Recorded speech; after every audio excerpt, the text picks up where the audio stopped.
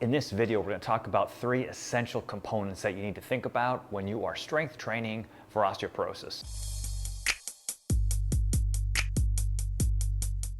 Hey everyone, welcome to the channel. Ed DeBoo, physical therapist from Integrated Physical Therapy in Bellingham, Washington. So if you're watching this video, I'm assuming that you're on a regular strength training program already, and we just need to refine it. However, if you are not on a program, I will put a link right up here to a basic, simple strengthening program that you can start today at home with no equipment. It is critical that we strength train if we have osteoporosis or osteopenia in order to help build bone density. We all know that high impact exercises are also another way to build bone density, but for some people, running and jumping is just not possible because of other joint pain. So in this video, I'm going to talk about 3 essential components that you need to consider when you're developing your strength training program. The first factor to consider is intensity of the weight training exercise.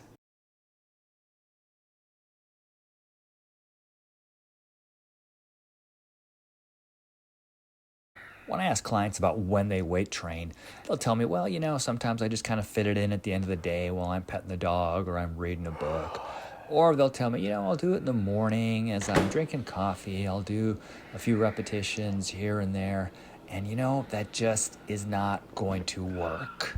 Sorry, but that's not the level of intensity that you really need to work at in order to actually build any muscle. I will tell my clients that I'm looking for 3 sets of anywhere from 8 to 12 repetitions.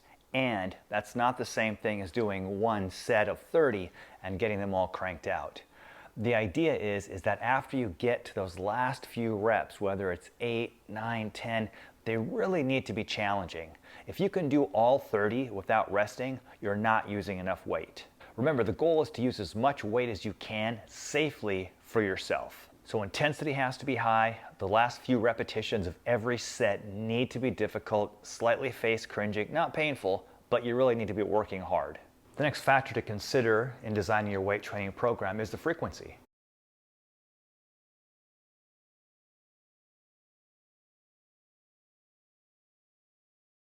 So I'll ask my clients, realistically, looking at your life, how many days per week can you give me to strength train?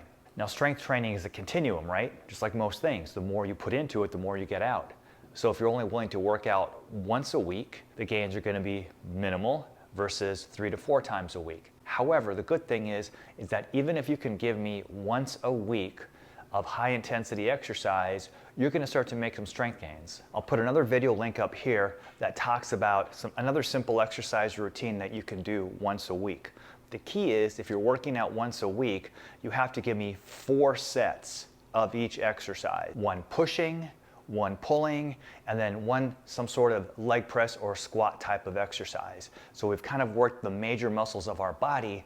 That's the minimum exercise that you can really do in order to gain strength. A more ideal structure would be 2 to 3 times per week, with about 1 to 2 days rest in between, and try to hit your entire body all at once. And like I said, I put some links at the end of the video as well too that talks about a variety of different strengthening programs that you can try.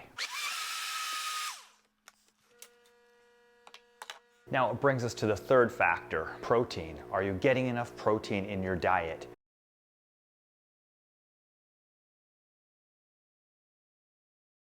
If you're a patient of mine, you know that I talk a lot about getting enough protein in your diet.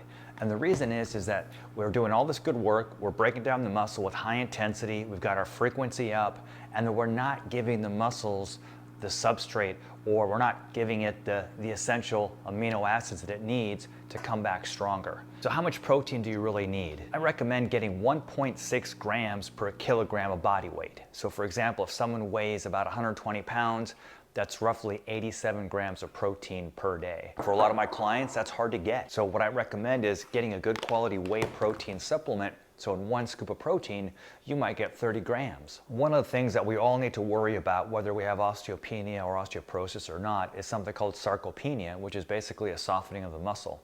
So I'll put another video link up through here that talks a little bit more in detail about the essential need for protein in our diets, especially as we get older, because we don't process the protein as effectively. So when you look at your strength training program, if you have the right type of intensity, the right type of frequency, and you're supplementing or getting enough protein with your diet, your body has no choice but to come back stronger, which will eventually lead to increased bone density. All right, guys, thank you for watching. If you haven't subscribed to the channel, please consider doing so you don't miss another one of our videos. If you found the video helpful, please consider giving it a thumbs up. And if you have any questions, leave them down below. I will try my best to answer them, and we will see you at the next video.